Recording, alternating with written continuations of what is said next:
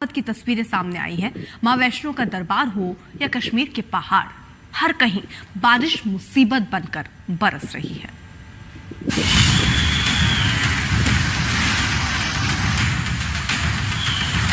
माता वैष्णो देवी के दरबार में भी कुदरत का कहर देखने को मिला।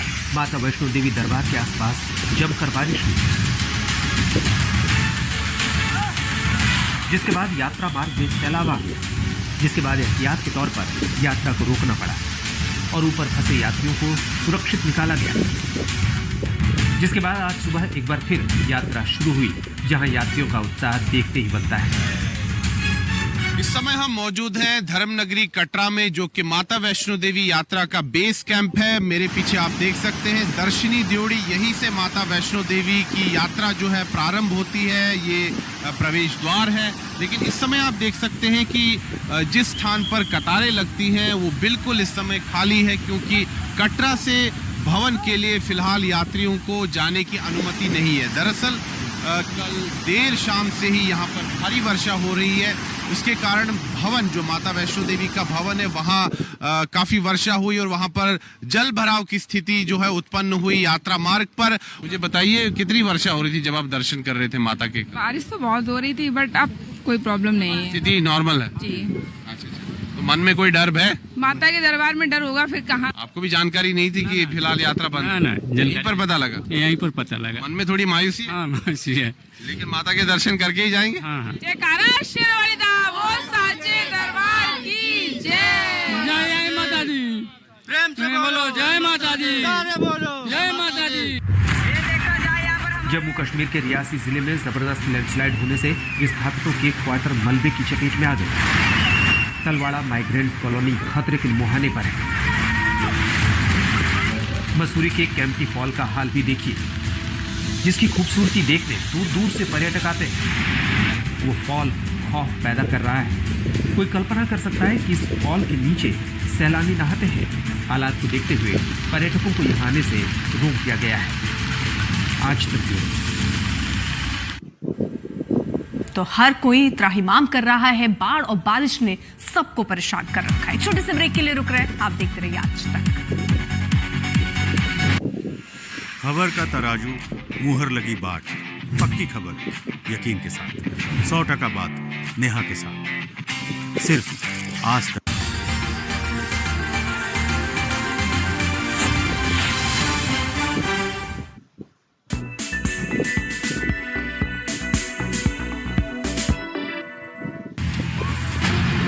शराब घोटाले में दिल्ली के डिप्टी सीएम मनीष सिसोदिया पर शिकंजा कसता जा रहा है। सीबीआई की छापेमारी के बाद गिरफ्तारी की तलवार भी लटक रही है। कल सीबीआई ने सिसोदिया के घर 14 घंटे छापेमारी की। सुबह 8:30 बजे सीबीआई की टीम सिसोदिया के घर पहुंची और रात 10:30 बजे तक घर से निकली। सीबीआई सिसोदिया के मोबाइल फोन और लैपटॉप अपने साथ ले गई। सूत्रों के मुताबिक कई एक्साइज से जुड़ी कई फाइलें और दस्तावेज भी सीबीआई जब्त करके ले जा चुकी है। कल रात छापेमारी खत्म होते ही मनीष सिसोदिया मीडिया के सामने आए। उन्होंने खुद को ईमानदार बताया और कहा कि सीबीआई को ऊपर से कंट्रोल किया जा रहा है। उन्होंने पूरे घर की तलाशी ली। मेरा जो कंप्यूटर है वो भी सीज करके ले गए। मेरा फोन जो था पर्सनल वो भी सीज करके ले गए हैं। हमारी फैमिली ने पूरा सहयोग दिया जांच में, और आगे भी जो जांच होगी इस पूरे मामले में हम पूरा सहयोग देंगे। हमने कुछ गलत नहीं किया, हमने कहीं कोई भ्रष्टाचार नहीं किया, इसलिए हम डरते भी नहीं हैं। हम जानते हैं कि सीबीआई का दुरुपयोग किया जा रहा है, सीबीआई को ऊपर से यूज किया जा रहा है, ऊपर से कंट्रोल किया जा रहा है। सब लोग जानते हैं कि किस तरह से सीबीआई को ऊपर से कंट्रोल करके दिल्ली सरकार के अच्छे काम रोकने की कोशिश की जा रही है। हम लोग ईमानदार लोग हैं, कट्टर ईमानदार लोग हैं, ईमानदारी से काम करते आए हैं। पिछले 7-8 साल से जब से राजनीति में आई, ईमानदारी की राजनीति करते आए हैं। हमने कहीं कुछ गलत नहीं किया और आगे भी करते रहेंगे।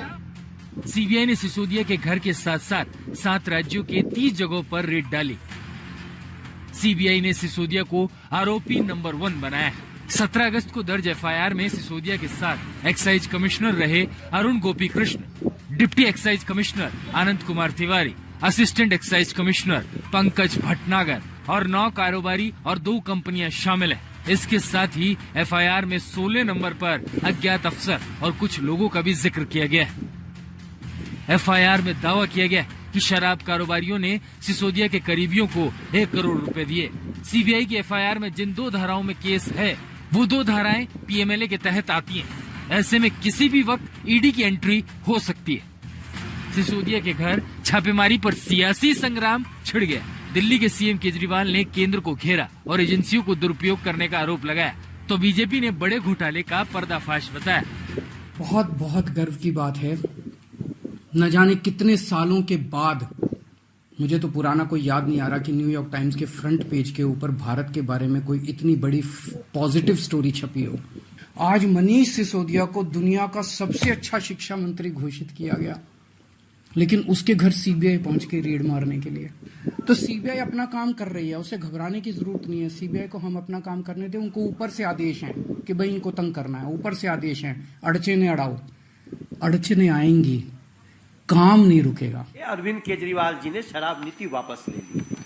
उसी दिन दिल्ली के हर महिला जो रो रही थी शराब से, हर बच्चा, हर मंदिर वाला, मस्जिद वाला, गुरुद्वारे वाला, स्कूल वाला, उसने समझ लिया कि जांच के नाम लेते ही शराब नीति का वापस होना, इसमें बदलाव लाना, ये बता रहा है कि दाल में कहीं न कहीं कुछ काला है।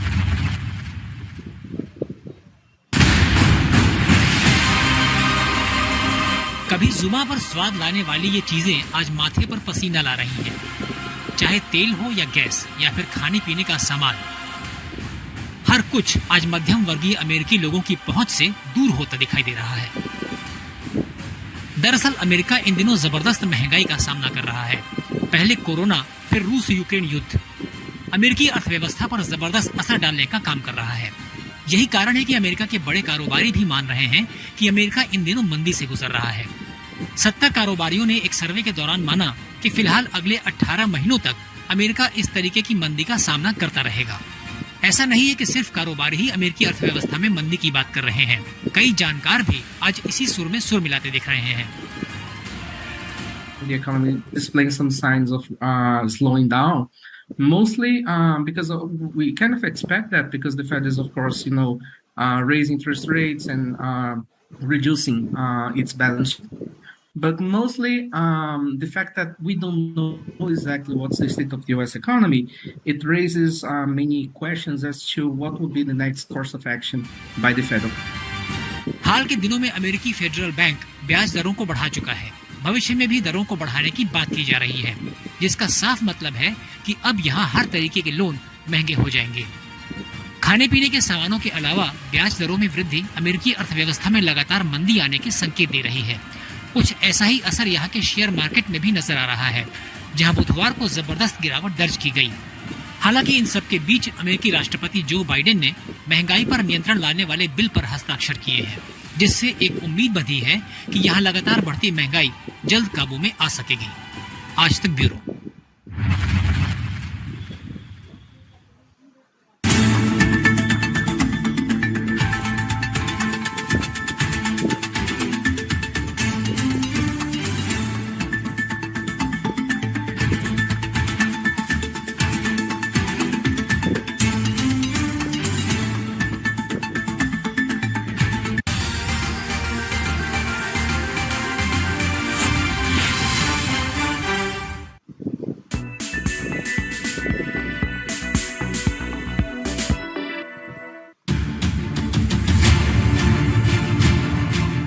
केजरीवाल आपसे रुकने वाले नहीं हैं। पहले भी आपने मुख्यमंत्री के दफ्तर पे सीबीआई का छापा मारा है। क्या निकला? आज तक कुछ नहीं निकला। आबकारी नीति से आया दिल्ली में सियासी बवाल। एलजी की जांच से सीबीआई तक ने मचाया भूचाल। कुछ महीनों पहले दिल्ली के सियासी गलियारों में इस बात की आशंका तक नहीं थी कि नई आबकारी नीति इस कदर भूचाल ला देगी। नई दुकानों का आवंटन हो रहा था, छूट के तहत एनसीआर वासी सस्ती शराब खरीद रहे थे और रेवेन्यू मॉडल के सपने दिखाकर नई नई नीतियां बनाई जा रही थी। करोड़ों की नीतियां और ऊपर से शराब। जाहिर सी बात है कि किसी न किसी की तो नजर टेढ़ी होनी ही थी, सो हो गई। सबसे पहले एलजी को शराबों के ठेके के आवंटन में गड़बड़ी की शिकायत मिली।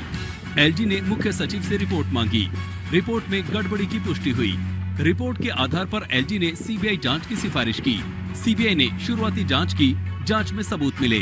सीबीआई ने एफआईआर दर्ज की। सिसोदिया को आरोपी बनाया। एफआईआर के आधार पर ही सिसोदिया के घर और दूसरे लोकेशन पर छापेमारी हो रही है। जांच की परतें खुलती चली गई तो जद में दिल्ली के डिप्टी सीएम मनीष सिसोदिया आ गए। उन पर आरोप है कि शराब लाइसेंस के टेंडर में गड़बड़ी की, नई शराब नीति से कारोबारियों को लाभ पहुंचाया, शराब कारोबारियों को 144.36 करोड़ की छूट दी। सिसोदिया ने जीएनसीटीडी एक्ट का उल्लंघन किया। ब्लैकलिस्टेड कंपनियों को भी टेंडर दिए गए। उस लूट की बात दिल्ली की जनता कर रही थी, गली गली में महिलाएं कर रही थी, बच्चे कर रहे थे, मंदिरों के सामने, मस्जिदों के सामने, गुरुद्वारों के सामने, देवालयों के सामने बैठे हुए लोग जहां शराब की दुकानें खुल रही थी, गली गली में शराब की दुकान खोल रही थी, सभी इसकी बात कर रहे थे और पुकार कर रहे थे कि ये बड़ी लूट है, एक बड़ी साजिश है, इस पे इसका दूध का दूध पानी का पानी होना चाहिए। अब आरोपों के घेरे में आपके बड़े नेताएं हैं तो जाहिर है पूरी पार्टी बचाव के लिए तमाम तर्क ढूंढ कर ला रही है। इस पॉलिसी को लेके कई बार मनीष सिसोदिया जी ने और हमारी पार्टी ने स्पष्ट रूप से कहा, अच्छा यही पॉलिसी को लेके बैजल पे रिकमेंड किया है सीबीआई जांच के लिए। बैजल के लिए चिट्ठी लिखा है मनीष सिसोदिया जी ने, छापा पड़ा बैजल के ऊपर। क्यों? क्योंकि उनके माध्यम से भाजपा नेताओं को दलाली मिली है, उन पे जांच नहीं होगी। इसी पॉलिसी में अप्रूव्ड पॉलिसी को 2 दिन पहले बैजल जी ने बदला, उनपे सीबीआई जांच की मांग उप मुख्यमंत्री ने किया, चिट्ठी लिखा बाकायदा, उन पे कोई कार्रवाई नहीं हो रही। फिलहाल मामला इस कदर सियासी हो चुका है कि जांच और आंच की ये जंग जल्दी थमने वाली नहीं है। मुनीश पांडे के साथ कुमार कुणाल, दिल्ली, आज तक।